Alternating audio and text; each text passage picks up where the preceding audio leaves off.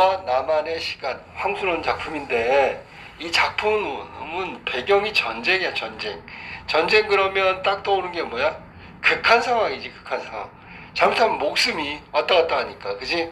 근데 여기 등장인물이 주대희와 현중이 그리고 김일병, 이 세 사람이 전쟁 중에 낙오가 된단 말이야.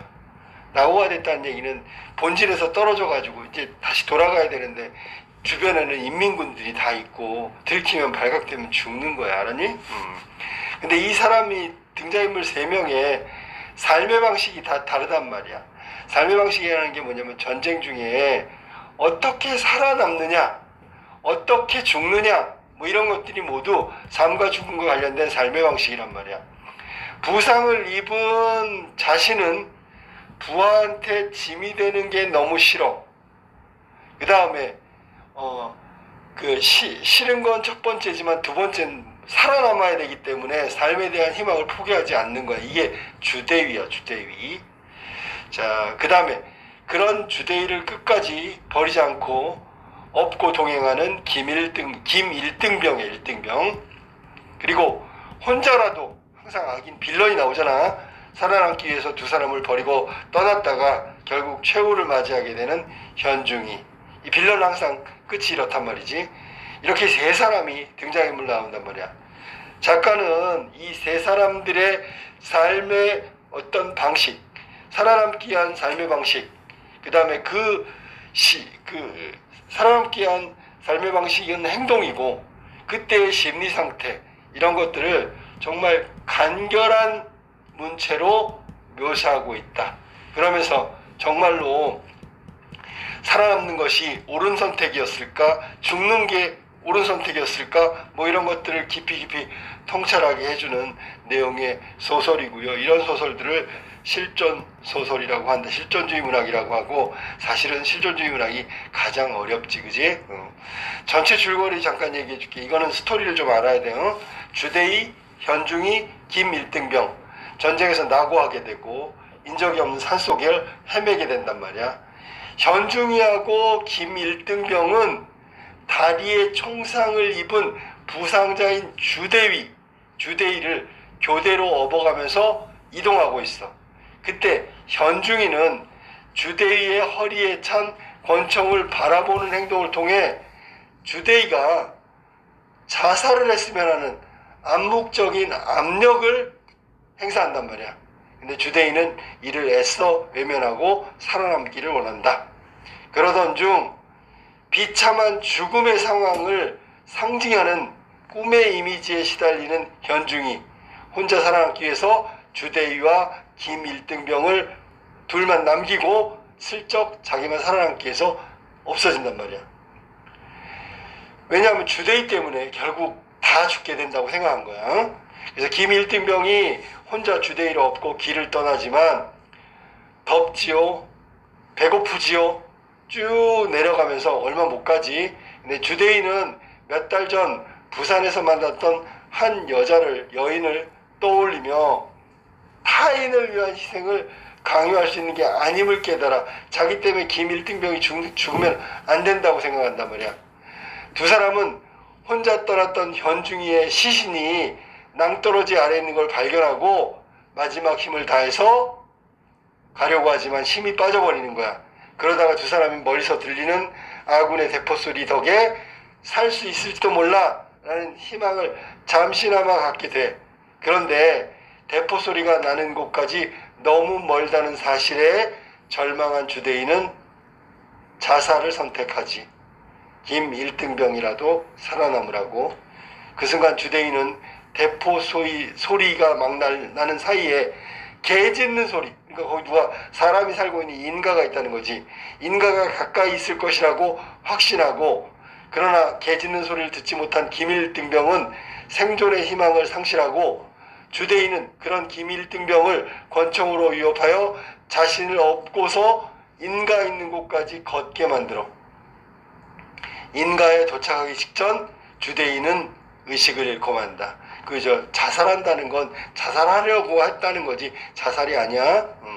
그래서 그 뒤에 김일등병한테 권총으로 위협까지 하면서 자기를 업고 인가가 있는 곳, 김일등병은 개 짖는 소리를 못 들었고 자긴 들었단 말이야. 저기 가면 살 수 있어. 그래서 김일등병을 위협해서 인가가 있는 쪽으로 갔는데 도착하기 전에 주대인은 결국 의식을 잃고 만다, 죽고 만다, 뭐 그런 얘기야. 그러면 한 사람은 자기가 살기 위해서 두 사람을 버린 거고 마지막 최후는 비참하게 끝난 거고, 또 한 사람은 끝까지 주대인을 살리겠다고 업고 가고 있는 거고, 주대인은 자기가 살아남겠다고 김일등병을 위협하고 결국은 죽게 되고, 뭐 이런 실존의 문제, 어떻게 살아남냐에 관한 문제를 다루고 있는 소설이다. 자, 문과 본문. 퍼뜩 현중이의 눈이 주대위의 허리에 매달리는 권총으로 갔다. 현중이가 주대위의 허리에 있는 권총을 바라보는 얘기는 주대위 너 때문에 우리가 위험할 수 있으니까 너 그냥 죽는 게 어때, 뭐 이런 거야. 그러는 그의 눈앞에는 또다시 꿈의 장면. 자, 꿈의 장면은 아까도 얘기했지만 암시란 말이야. 암시. 자신의 죽음을 암시하는 그런 내용의 꿈의 장면이 나타났다. 한결같이 누렇게 뜬 하늘에는 황달든 태양이 타고 있고, 황달은 우리가 황달 걸리면 얼굴 피부색이 노랗게 되거든. 그 얘기는 절망의 이미지야. 여기는 그 밑으로 한없이 넓게 깔려있는 불모의 황야. 그러니까 불모의 황야니까 사막 같은 땅이란 말이야. 그러니까 지금 현재 상황이 이렇다고, 절망적인 상황. 그 한가운데 그는 땀을 철철 흘리며 서 있었다. 이런 절망적 상황 속에 서 있었다는 얘기고, 바로 앞에 누렇게 뜬 메마른 흙바닥에 개미 구멍이 있어 누런 빛을 한 조그만 개미떼가 연달아 기어 나오고, 그것을 구멍 입구에 같은 빛깔의 왕개미가 대기하고 서서 자꾸만 목을 잘라내고 있는 것이다. 그리고 여기 왕개미는 계급이 높은 사람이고요. 조그만 개미떼는 현중이 같은 하급자를 말하는 거야. 결국은 하급자들이 나오는 걸 상급자가 죽이고 있는 그런 상황을 얘기하고 있는 거야. 대위가 더 높은 거다, 알았니? 중위 대위. 자, 마치 그것은 왕개미가 기계적으로 주둥이를 돌리고 있는데, 그러니까 왕개미가 위에서 싹둑싹둑 자른다 그랬지? 거기에 꼭 맞는 속도로 작은 개미떼들이 딱 타이밍에 맞춰가지고 기어 나와가지고 목을 들이미는 것과도 같았다. 뭐 거의 기계적으로 조그만 개미떼의 목이 잘려나가는 거냐. 그리고 목 잘린 개미떼들은 그대로 누렇게 뜬 흙으로 화해버리고 마는 것이었다. 꿈이 이렇단 말이야. 응? 거기에 따라 점점 흙이 높아지면서 그의 정강이 털이 거의 묻히게 돼 있었다. 마치 그 흙 속에 묻힌, 무덤 속에 묻히는 그런 걸 연상할 수밖에 없겠지. 초조할 밖에 없었다. 초조할 밖에. 그것밖에 없는 거야. 하지만 그는 그곳에 서 있을 수밖에 없는 것이었다. 이 절망적 상황에서 벗어날 가능성은 없단 말이지. 그러다가 문득 그는 개미 구멍 한 옆에 따로 뚫려져 있는 쇳구멍을 하나 발견했어. 약간의 희망이지, 그치? 이것만은 꿈속에서는 전혀 없었던, 지금 그 자신이 의식적으로 뚫어놓은 구멍이었다. 살고자 하는 어떤 심리 때문에 그런 것들이 나타난 거야. 그런데도 어리석은 개미떼들은 그냥 본래의 구멍으로만 나오면서 목을 무수히 잘리우고 있는 것이었다. 그럼 결국 지금 대책 없이 그 주대의를 업고 계속 걷고 있는 그 행위가 바로 어리석은 개미들이 본래 구멍으로 계속 목이 잘려나가는 거랑 똑같단 말이야. 결국은 나도 목이 잘려나가는 것처럼 죽게 될 거다. 대책 없이 주대의를 업고 계속 걷기만 하는 건 삶의 방편이 아니다. 다른 새구멍을 찾아야지. 뭐 이런 얘기를 하고 있는 거야. 현중이는 주대의를 업지도 않은 몸이건만 전신이 비지땀을 흘렸다. 이제 꿈 얘기를 하면서, 개미떼 꿈을 얘기하면서 현재 상황 혹은 앞으로 죽게 될 것 같은 암시를 이야기하고 있는 부분이야. 알았니? 여기 지금 현중이 내면을 암시하고 있는 현중이의 꿈, 이걸 잘 이해해야 되겠지. 꿈이라는 게 원래 무의식이잖아. 자기가 원해서 그렇게 꾸는 게 아니잖아. 지금 그 상황을 말하고 있는 거야. 계속 주대의를 업고 간다는 것은 결국 개미떼, 조그만 개미떼가 구멍에 머리를 들이 올려서 왕개미가 싹둑 잘려나가는 그런 상황을 맞이할 수밖에 없는 거 아니냐라고 생각하는 거고, 이렇게 되면 죽는 거니까 다른 방책을 강구해야 되는 거 아닌가라는 걸 암시하고 있다. 해걸음 때 세 사람은 구렁이 한 마리를 잡아 구워서 나눠 먹었다. 다행이네, 그지? 연명하기 위해서 저 구렁이를 잡아먹은 거야. 다 먹고 난 현중이가 뒤라도 마려운 듯이 자리를 떴다. 그러면 현중이가 떴으면 주대희하고 김 1등병만 남은 거지, 그지? 그런지 좀 만에 주대희가 김 1등병에게 말했다. 자, 주대희가 뭐랬냐면, 자네도 여길 떠나게. 김 1등병은 그게 무슨 말이냐는 듯이 주대희를 쳐다봤다. 현중인 갔어. 우리를 버리고 간 거란 말이야. 기다리다 못해서 간 거란 말이지. 지금 나를 업고 가는 건 제대로 정당한 일이 아니라는 얘기야. 부당한 일이야. 응? 이건 결국 죽을 수밖에 없는 거란 말이지. 기다리다 못해 가다뇨. 그랬더니 내가 자살하길 기다리다 못해 떠났어. 그러니까 자살했으면 그냥 있었을 텐데 자살하지 않으니까 이 상황이 계속되면 죽을 것 같으니까 떠나버렸다는 얘기야. 사실 현중이는 돌아오지 않았다. 주대희는 김 1등병의 시선을 마주 바라보기를 피하면서 자네도 어서 자 현중이처럼 여길 떠나게. 김 1등병은 잠시 주춤거리다가 갈등이지, 그지? 서산에 빗긴 붉은 노를 한번 바라보고는 말없이 주대희에게 등을 돌려댔다. 어필하고 했다. 결국 버리지 않고 떠나지 않겠다. 떠나지 않겠다. 혼자 업고 걷는 길이라 도무지 앞으로 나가지지가 않았다. 그럼 자, 겨우 먹을 게 없어서 구렁이 잡아먹은 거 있잖아. 그럼 지금 체력이 많이 떨어졌다는 얘기지. 산길을 계속 업고 걸었으니까 극한 상황에 다다랐다. 조금 가서는 쉬고 또 조금 가서는 쉬고 했다. 부상당한 주대희를 두고 현중이가 떠나버린 상황에 지금 하루 종일 걸은 것이 십리길도 못 뛰었다. 십리가 4km거든. 4,000m도 안 됐다는 얘기야. 그동안 두 사람은 산 개구리 몇 마리를 잡아 날로 먹었을 뿐이었다. 별로 먹은 게 없단 말이야. 한계 상황이야. 지금 이제 먹을 것도 다 떨어지고 먹을 것도 없고, 김 1등병의 무릎은 굽어지고 허리는 앞으로 숙여져 거의 기는 모습의 신용이었다. 그러니까 실제로 앞으로 가지를 못하고 있는 거지. 주대희는 김 1등병의 허리가 앞으로 솟는 각도에 따라서 그만큼 자기의 생에 대한 희망도 꺾여 들어감을 느껴야만 했다. 점점 김 1등병이 앞으로 해서 그 각도가 내려가면 자기도 죽을 거다, 뭐 그런 얘기야. 죽음이 가까이 있다, 그런 뜻이지. 저녁 때쯤 어느 능선을 가느라니까 앞에서 까마귀 한 마리가 펄럭하고, 까마귀 보통 이제 우리는 불길한 새잖아, 그지? 죽음을 암시하는 거고, 날아올랐다. 깎은 듯한 낭떠러지가 가로 놓여 있는 것이었다. 아까도 얘기했지만 여기서 이제 그 현중이를 발견하게 된단 말이야. 현중이가 여기서 깎은 듯한 낭떠러지에서 떨어진 거란 말이지. 길을 잘못 들어서. 발길을 돌리며 김 1등병은 무심코 아래를 내려다보았다. 거기에 까마귀 두세 마리가 앉아 무엇인가 열심히 쪼고 있었다. 현중이의 시신이야. 사람의 시체였다. 그리고 첫눈에 그것은 현중이의 시체라는 걸 알 수 있었다. 어제 저녁 두 사람을 버리고 떠났을 때와 똑같이 위는 셔츠 바람이요 아래는 군복 바지에 군화를 신고 있었다. 까마귀란 놈이 시체의 얼굴에 붙어있는 무엇인가 쪼고 있는 것이었다. 그러다가 이쪽을 보고는 날아갈 기미를 보이다가도 그저 까욱까욱 몇 번 울 뿐 다시 쪼기를 계속하는 것이었다. 시체 얼굴에는 이미 눈알은 없어져 떼고 나니 검은 구멍이 나 있었다. 두 사람은 이쪽으로 와 아무데나 쓰러지듯이 드러누웠다. 현중이의 시체를 보자 마지막 남았던 기운마저 빠져버리고 만 것이다. 절망이지, 그지? 자, 현중이처럼 우리도 이제 죽음이 임박했다, 혹은 죽음을 예감했다, 그런 뜻이야. 잠시 후에 김 1등병은 무엇을 생각했는지 일어나 허청거리며 벼랑 쪽으로 가더니 돌을 집어 던지기 시작했다. 그때마다 까마귀가 펄럭하고 시체를 떠나는 것이었으나 곧 못마땅한 듯이 까욱까욱하여 하면서 다시 시체로 내려앉은 것이었다.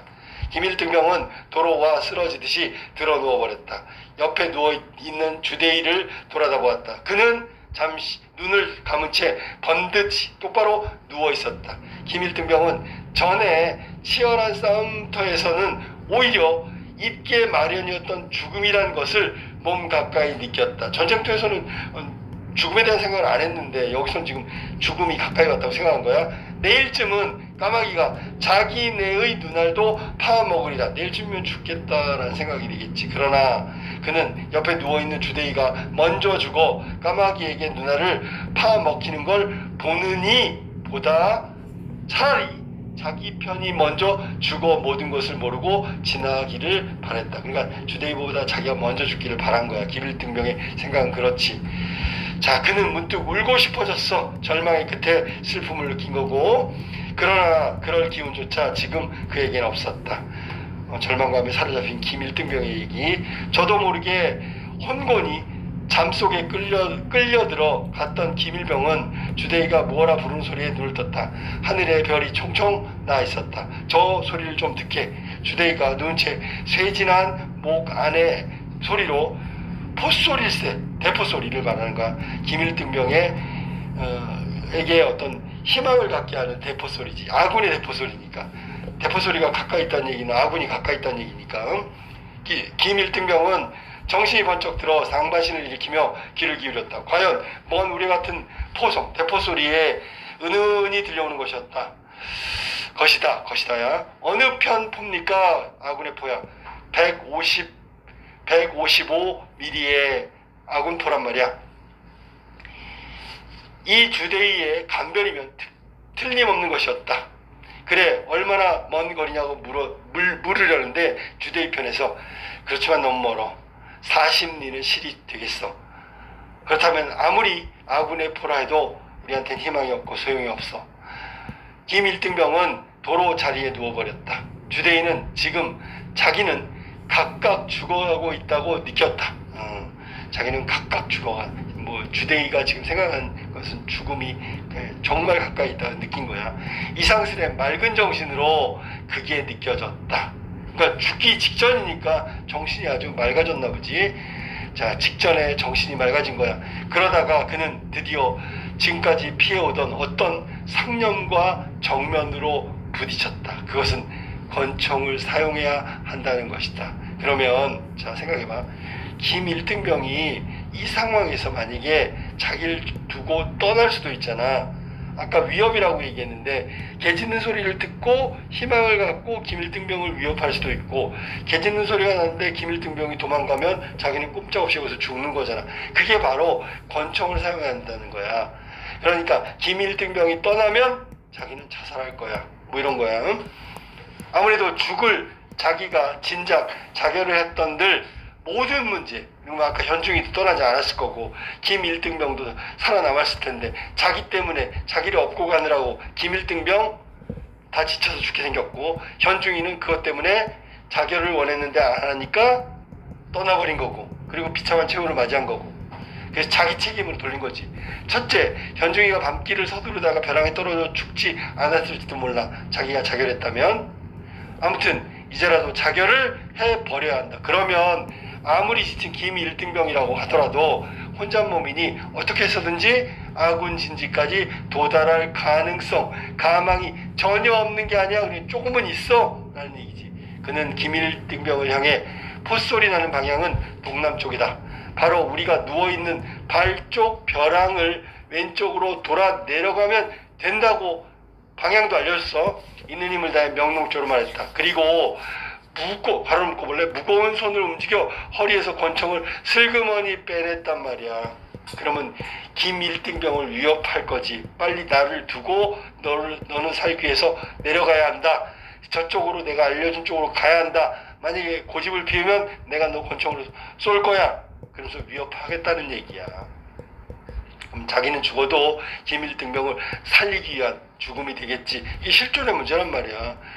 야, 여기서 만약에 자기가 살겠다고 반대로 아까도 얘기했지만 김일등병을 위협해가지고 나를 끝까지 나를 업고 가야 돼. 그러지 않으면 너 죽어. 이러면 너무 구차한 삶이 되겠지, 그지? 그럼 결국은 죽게 되는 거잖아. 마지막은 죽는 거야, 알았지? 그래서 이 이야기는 전체적으로 전지적 작가 시점에 해당되는 부분이 지금 수능 특강에 나왔는데 중간중간에 또 내면 심리가 뭐 주대위 심리도 나오고 김일병 심리도 나오고 그러기 때문에 복합적이라고 생각하면 돼. 알았지? 소설 전체는 전지적 작가 시점이지만 이 부분에서는 복합적인 시점으로 서술되고 있다라고 생각하면 돼. 너와 나만의 시간, 6.25 전쟁.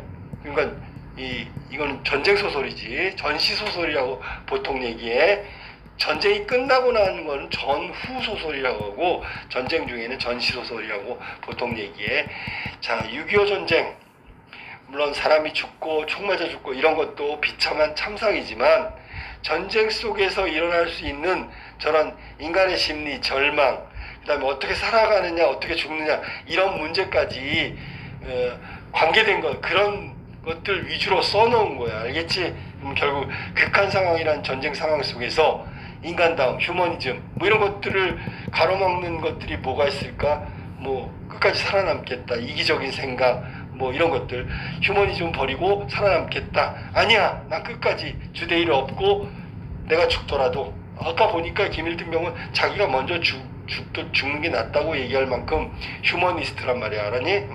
그리고 그런 휴머니즘에 가득한 김일등병을 살리기 위한 주대의의 마지막 선택, 총을 꺼냈는데, 총이라는 건 원래 위협하고 죽이는 거잖아. 근데 여기는 위협하는 이유가 살리기 위한 위협이란 말이야. 뭐 이런 것들이 인간다움이 뭔지를 말하는 실존의 문제란 말이야. 그리고 중간에 나온 꿈의 장면들은 모두 암시를 나타내는 거다. 알았니?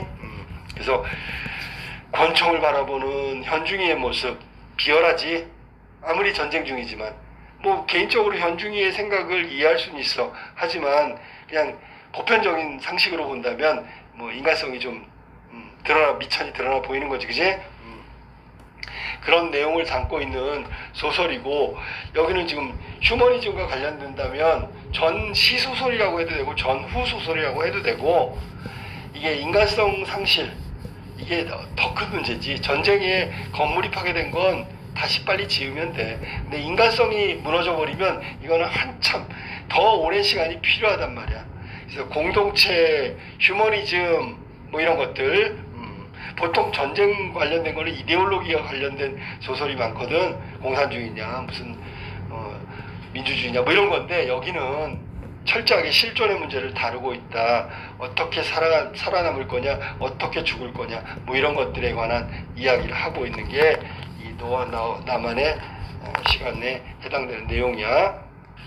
자, 문제 1번 봐봐. A와 B에 대한 설명으로 가장 적절한 거야. 아까 선생님이 설명할 때 뭘 설명했냐면, 이거는 전체적으로 전지적 작가 시점이라고 그랬어. 근데 여기 지금 보면 A하고 B, A는 김일등병, B는 주대위의 심리, 내면 심리를 이야기한 건데, 과연 그러면 A하고 B는 김일등병이 스스로 나의 입장에서, 1인칭 입장에서 이야기한 거냐? 그건 아니야. 응? 그럼 이제 외부의 서술자인 전지적 작가 시점에서 김일등병의 내면 심리를 얘기한 거고, B에서는 외부의 전지적 작가 시점을 기반으로 해가지고 주대의의 심리를 말한 거야. 그러니까 본인들이 직접 자기 심리를 얘기한 게 아니야. 자, 1번부터 볼까? A는 이야기 내부의 서술자가 아니라 외부의 서술자고, 2번, A는 인물이 지향하는 가치관의 차이로 인해 발생하는 심적 갈등을 부각하고 있다. 자, 인물들이 지향하는 가치관이 아니라 죽음이라는 걸 전쟁터에서 생각 안 해봤어. 근데 여기 오니까 죽음을 느끼고 있단 말이야. 그러면 인물들이 아니라 인물 내부의 다른 생각이 되겠지. 상반된 생각. 그러니까 이것도 아니고요. 3번, B는 인물의 회상을 통해 상황 전개되는 과정을 제시하여 사건의 전말이 드러나고 있다. B 한번 볼래? B. 주대인은 뭐 죽어가고 있다. 뭐 첫째, 자, 둘째, 뭐 이런 거야. 결국 지금 상황에서 자기가 자결을 아예 처음에 했다면 이런 부정적인 결과는 안 나왔을 거다라고 얘기하는 거지, 그지? 회상을 통해 상황이 전개되는 과정이 아니란 말이야. 4번, A와 B 모두 이거네. 외부의 이야기, 외부의 서술자가 하나는 김일등병 내면 심리, 하나는 주대의 내면 심리를 말하고 있는 거야. 각각 스스로 본인들이 얘기하는 게 아니다. 정답 4번이야. 5번, A, B 모두 인물의 행동과 대화에 느낄 수 있는 서술자의 인식이 드러나고 있다. 자, 5번 같은 경우에 A, B 모두 인물의 행동과 대화에 관한 서술은 없지요. 그러니까 지금 서술자의 인식이 드러난다고 말할 수는 없는 거야. 그래서 정답은 4번이 맞고 나머지 다 틀렸어. 2번 윗글의 내용에 대한 이해로 적절하지 않은 그냥 내용 물어본 거야. 아까 읽었던 내용. 자, 1번부터 볼까? 주대인은 멀리서 들려오는 아군의 풋소리에 귀를 기울였다. 자, 주대인은 있잖아. 멀리서 들려오는 풋소리가 40리 밖에라는 걸 알고 있어. 귀를 기울일 이유가 없지요. 김 1등병은 있잖아. 자, 미안해. 김 1등병은 그 대포소리의 실체를 잘 모른단 말이야. 근데 아군 대포소리라 그랬지. 그러면 아군 대포소리니까 귀를 기울였을 거야. 주대위도 처음에는. 근데 이게 40리나 떨어져 있으니까 희망이 별로 없다라는 얘기를 생각을 하겠지. 그지? 당연히 이 상황에서 아군의 대포소리는 희망이니까 귀를 기울일 수밖에 없다고. 그래서 주대인은 귀를 기울이다가 나중에 안 기울였겠지. 김일등병은 잘 몰랐지만 처음에 주대인의 얘기를 듣고 귀를 기울였을 거야. 역시 나중에는 귀를 기울이지 않았을 거란 말이야. 그러니까 기울였다니까 맞는 내용이고. 2번 김일등병은 현중이가 떠났다는 사실을 눈치채지 못하고 있었다. 그러니까 주대위가 설명해 주는 거야. 3번 주대위와 김일등병은 현중이의 시체를 보고 깊은 절망에 빠질 수밖에 없는 거지. 그지? 까마귀가 시체를 쪼고 있는 거 봤단 말이지. 자, 주대위는 그 현중이의 죽음은 자기 때문이라고 생각한 거야.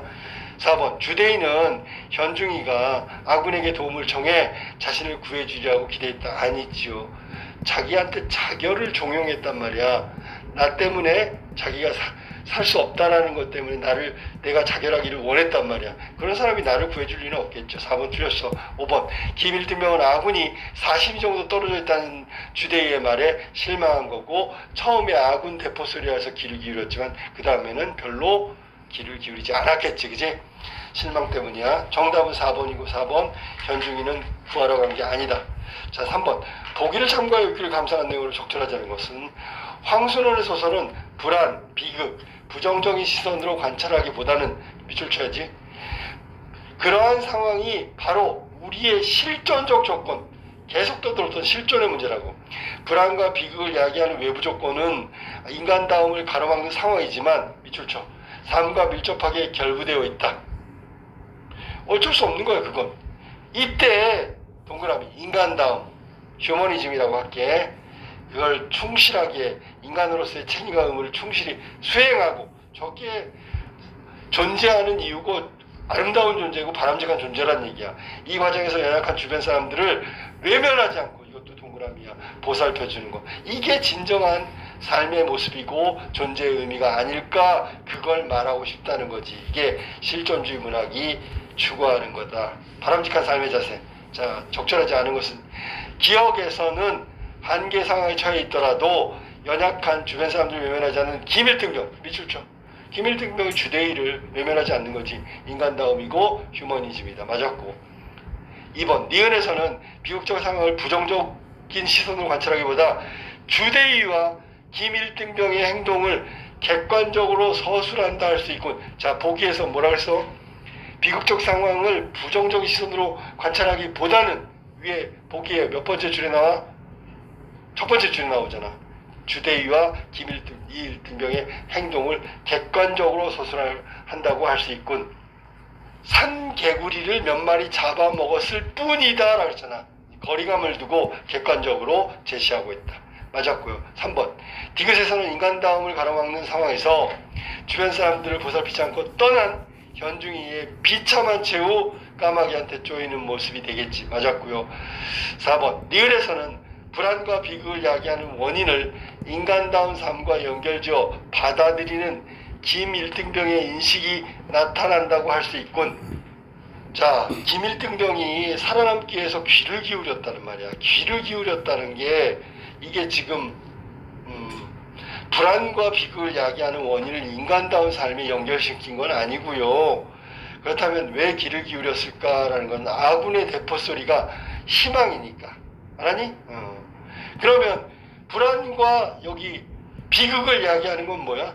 외부 조건이지. 외부 조건이지. 인간의 삶이 인간다운 삶과 연결시키는 게 아니라 외부 조건 때문에 불안하고 외부 조건 때문에 비극이 일어나는 거야. 그러니까 4번은 해석이 틀렸지, 그지? 5번 미음에서는 부활을 살리기 위해서 상관으로서 자신의 책임과 의무를 다하려는 주대의 모습이 엿보인다고 할 수 있군. 실존의 문제고 어떻게 죽느냐 어떻게 살아남느냐 그거야. 그러니 김일등병의 목숨을 구하고자 하는 상관의 마지막 어떤 실존의 문제를 다루고 있다. 맞았지요. 정답은 4번이 틀렸어. 4번으로 가볼까? A에 대한 설명으로 가장 적절한 것은 A는 자, 주대의 꿈의 장면인데 결국은 꿈의 장면이라는 건 죽음이 임박했다 절망적 상황을 얘기하는 거란 말이야. 가장 적절한 설명 1번 불모의 황야, 아무 풀도 없는 황야라는 공간적 배경을 통해 주대와 현중의 갈등 X, 현재 처하고 있는 상황을 얘기하는 거지 갈등이 해소되는 건 아니지. X. 2번 목이 잘리는 개미떼의 모습은 결국 주대위와 김일등병을 말하는 거고 자신도 죽으리라는 불안감, 그 암시를 나타내는 거니까 꿈의 장면이 맞고요. 2번이 정답이네. 3번 개미 구멍 한 옆에 따로 뚫려져 있는 새구멍, 이건 살아남을 방도고 김일등병이 주대위를 업고 계속 가고 있는 이 상황이 결국은 죽음에 이르게 된다라는 거야. 그렇게 되지 않으려면 셋구멍 다른 방법을 찾아야 한다는 거지, 그지? 이건 지금 틀렸잖아. 주대위를 업고 이동해야 하는 처짐을 강조한 것이 아니다.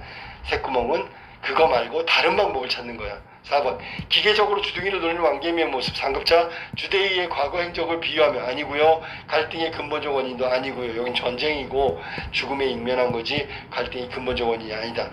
5번 머리를 잘리더라도 본래의 구멍으로 나오는 개미떼의 모습, 이거는 주대위를 업고 죽을 걸 알면서도 계속 가고 있는 거야. 긍정적인 식이 아니고요.